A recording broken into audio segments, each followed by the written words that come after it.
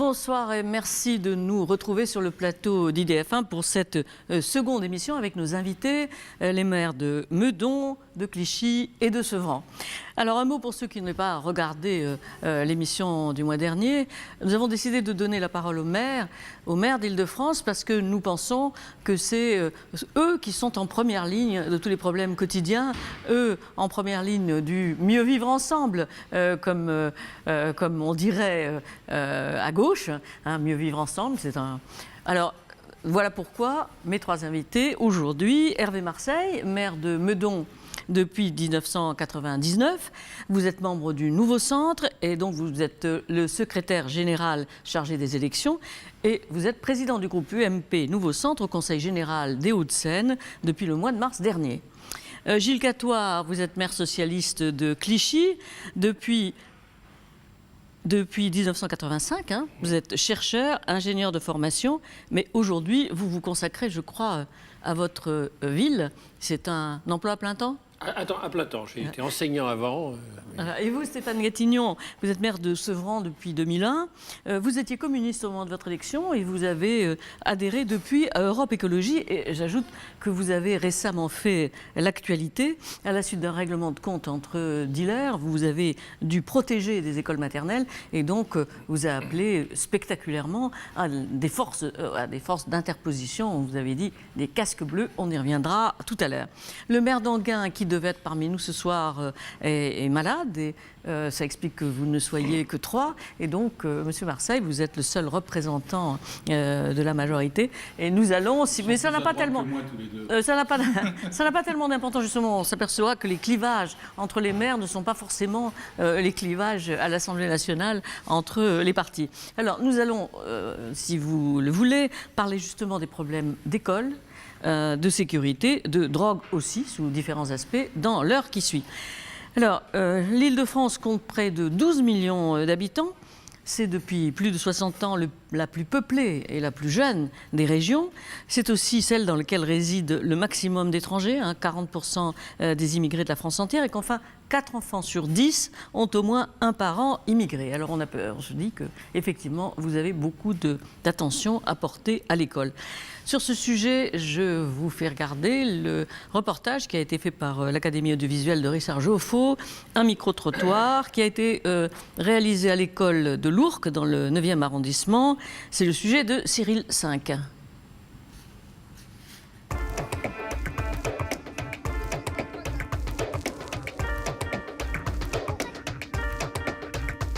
Que pensez-vous de la suppression des classes annoncée pour la rentrée prochaine ? Ah bah là, c'est une grande question, grand débat. Et le changement d'effectifs, le changement à chaque fois de prof, et il y a une grande influence sur les enfants. Mon enfant, par exemple, il était très très bien au premier trimestre avec une maîtresse. Le fait de changer une maîtresse, ça perturbe. Donc les enfants, ils ne savent pas qu'est-ce qu'ils font, ils savent où exactement, ils ne savent plus. J'habite dans le 93 à Aulnay-sous-Bois.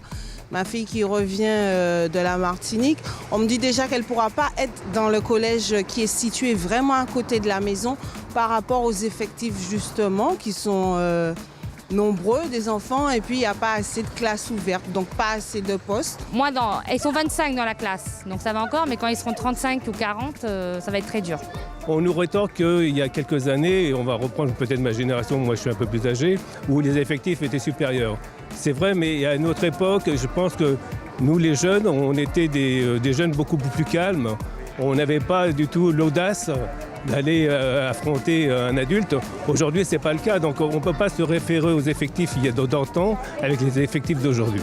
Moi, je suis enseignante et parent d'élèves et j'ai peur de ce que ça devient, quoi, de ne pas mettre d'argent dans l'éducation, je trouve ça. Vous avez peur pour leur sécurité, pour leur éducation ? Non, pas pour leur sécurité, mais pour leur éducation, oui.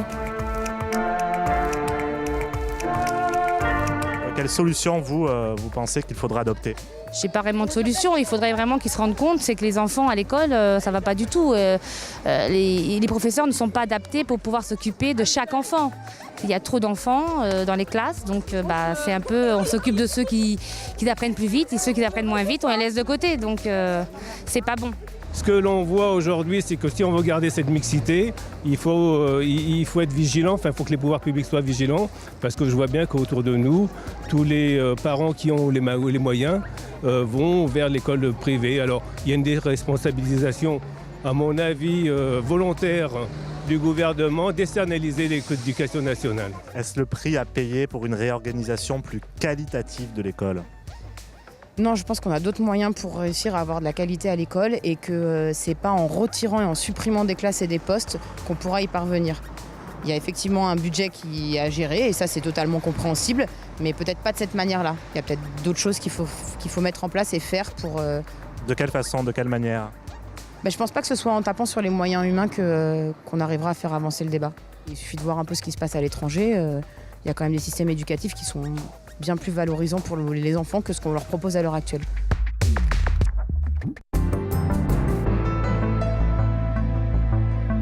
Alors je vais commencer pour vous poser une question un peu générale, on entrera dans le détail plus tard, mais quelle place les uns et les autres vous assignez à l'école en Île-de-France? Qu'est-ce que vous attendez d'elle?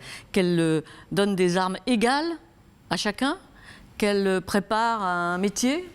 Qu'elle assure des connaissances? Qu'est-ce que vous attendez? Monsieur Marseille. L'école joue à l'évidence un rôle prépondérant, un rôle fondamental. Je crois que, surtout en France, on reste marqué par l'école républicaine. Vous avez cité tout à l'heure l'ensemble des communautés qui composent l'Île-de-France aujourd'hui. S'il y a un creuset, c'est bien l'école. C'est l'apprentissage, bien sûr, des connaissances, mais c'est aussi l'apprentissage de la vie sociale, des différences. Et je crois qu'il est extrêmement important que l'école joue ce rôle. Alors elle ne peut pas non plus tout faire, l'école. J'entends qu'on demande toujours plus de moyens, on le sait. Ça fait 30 ans qu'à chaque rentrée, on demande des moyens supplémentaires. Les budgets n'ont jamais cessé d'augmenter. Et aujourd'hui, on dit qu'il en faut toujours davantage. Je crois qu'il y a une réforme en cours sur les temps scolaires. C'est important parce que l'école, c'est aussi la qualité de ce qu'on y fait. Et je crois que quand on parlait des comparaisons avec les pays étrangers, en particulier les pays européens, il est important de voir que nous sommes différents. La grande différence, c'est qu'on paye à l'étranger, souvent. Souvent, on paye et les temps scolaires ne sont pas les mêmes. Monsieur... Je crois qu'effectivement, l'école est un creuset.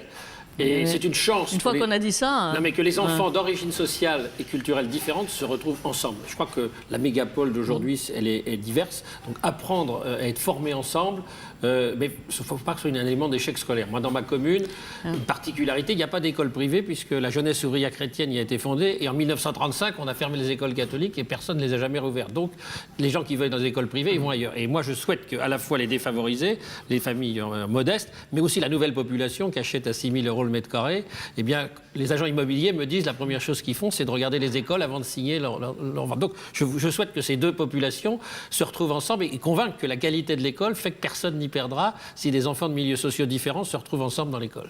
C'est vrai que c'est un discours un peu convenu, monsieur? Oui. Pour nous, l'école, ce qui vient d'être dit est important. C'est-à-dire qu'aujourd'hui, chacun choisit le lieu où il vit, suivant l'école, à la fois l'école primaire, aujourd'hui le collège. Une façon de contourner la carte scolaire.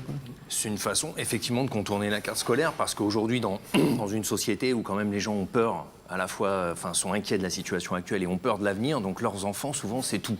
Donc on va tout faire pour nos enfants.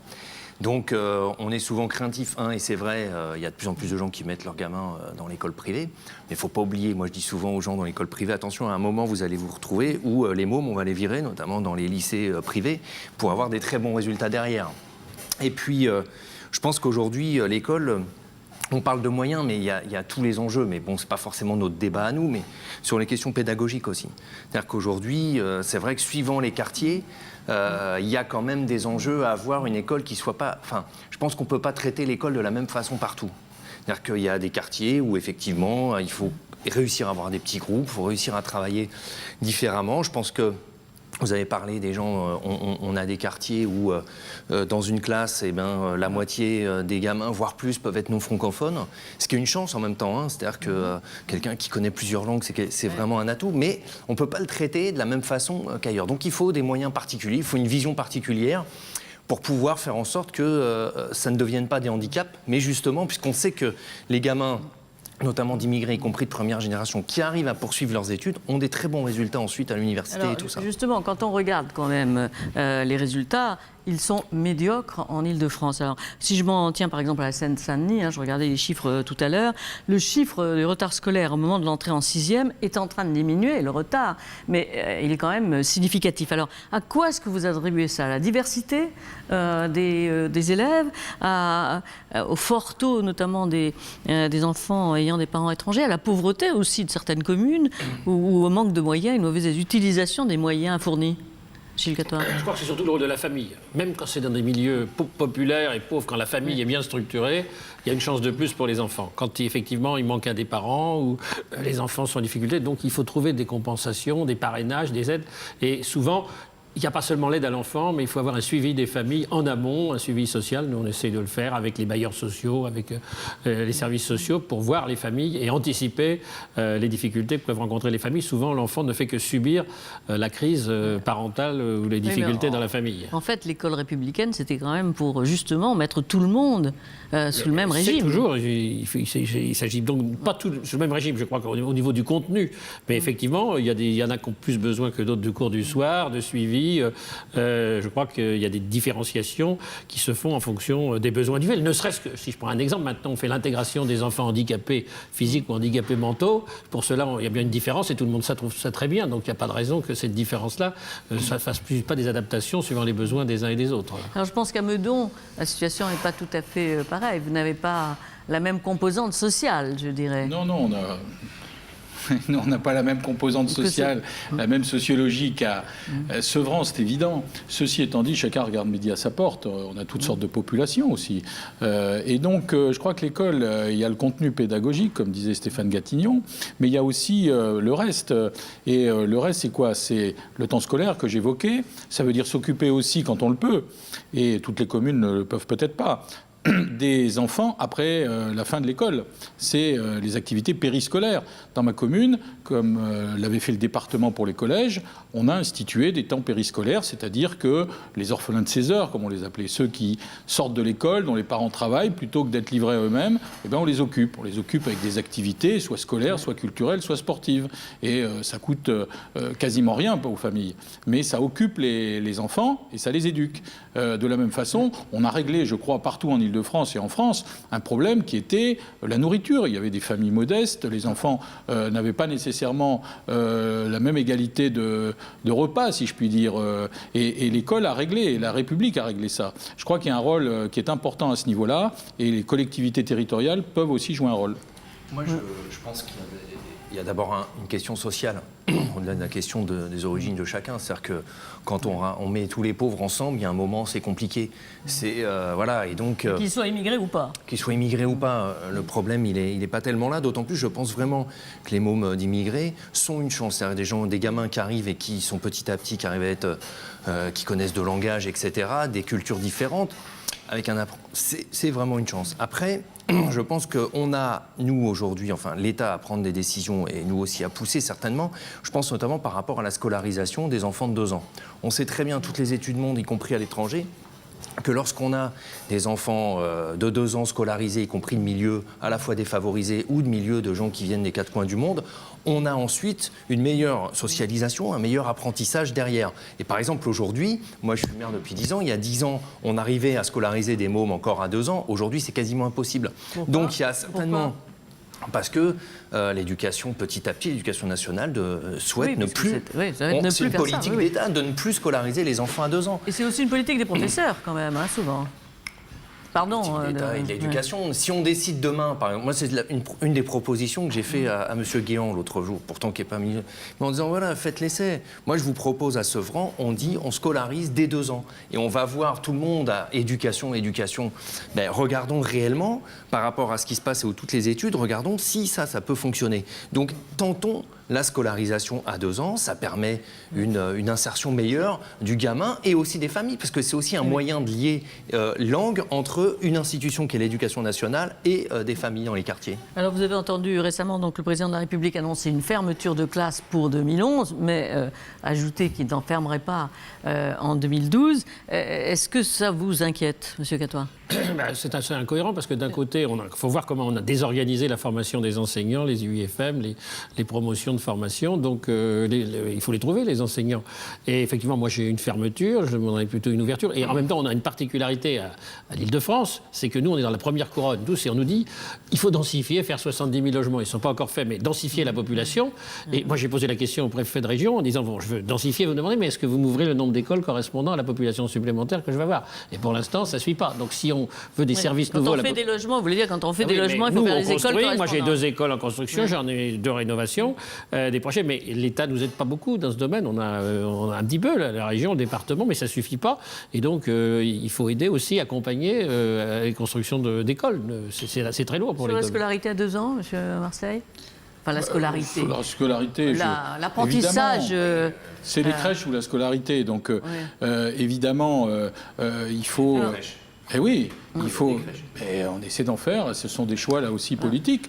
Moi, je m'efforce, bien sûr, mais moi, je m'efforce de répondre à la demande. C'est cher, c'est vrai, mais c'est un choix politique et on ouvre des places supplémentaires. Évidemment qu'on est favorable à ce qu'il y ait davantage d'enfants qui puissent aller avant 3 ans dans les écoles, mais je crois que les professeurs n'y tiennent pas. Pour répondre à ce que dit Gilles, c'est un peu schizophrénique parce que dire que on nous demande de construire, qui demande de construire?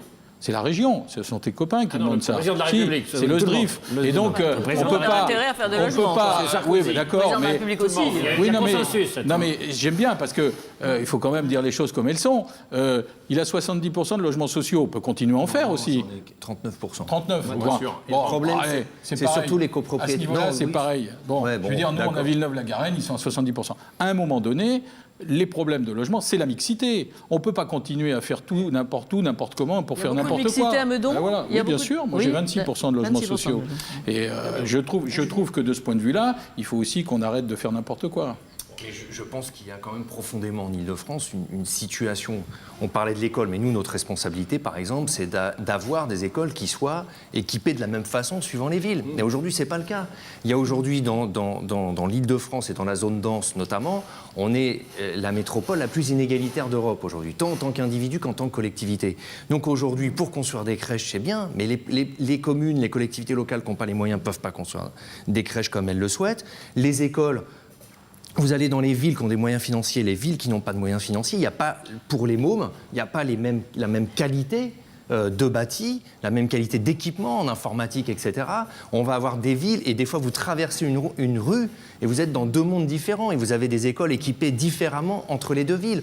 Moi, par exemple, dans ma ville, aujourd'hui, grâce à la rénovation urbaine, et je le dis tout à fait honnêtement, on a pu refaire l'ensemble des groupes scolaires qui étaient dans les zones de rénovation urbaine, mais dans les zones hors rénovation urbaine, il me reste des écoles qui deviennent...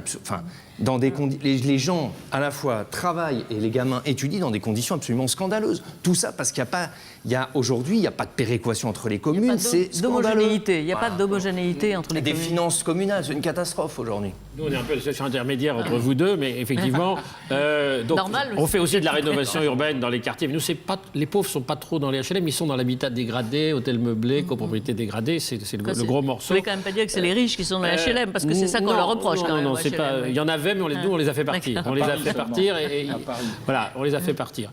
Mais dans les autres quartiers, il faut que les promoteurs aussi, quand c'est des opérations privées, participent au financement des équipements. Nous, on a fait un choix, c'était de faire des économies en développant les nouvelles technologies. On a un plan Jeune à 21. Maintenant, 1/3 des classes cette année sont équipées en écran intelligent, et on a la ville de France où il y a le plus d'écrans intelligents par classe. Et donc, on va développer partout. Et avec ça, on réduit les consommations de papier, de photocopies, mais en même temps, les nouvelles technologies, c'est un point important, y compris pour attirer ces nouvelles catégories moyennes. Ce qui n'est pas normal, c'est que tout le monde a à la bouche le mot de l'école de la République. Sauf qu'aujourd'hui, suivant l'endroit, y compris dans notre métropole parisienne, suivant les communes où on va, il y a des endroits où on va être dans la high-tech technologique et d'autres endroits où ça va être beaucoup plus compliqué. Mais on fait des économies en faisant ça.